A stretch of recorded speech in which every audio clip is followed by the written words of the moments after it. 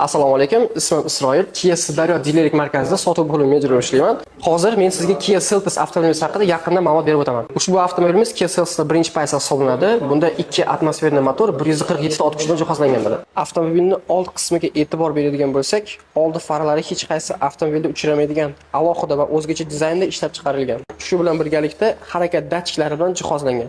Avtomobilimizning orqa yon oynalari zavod tomonidan qo'yilgan holatda taqdim etiladi va beskluchevой доступ, ya'ni kalitsiz ochish tizimi bilan jihozlangan bo'ladi. Ushbu avtomobilimiz birinchi paysi bo'lishiga qaramasdan 215-55 R17 Kumho quyma diska ballonlari o'rnatilgan. Zaxira balloni ham xuddi shu o'lchamda.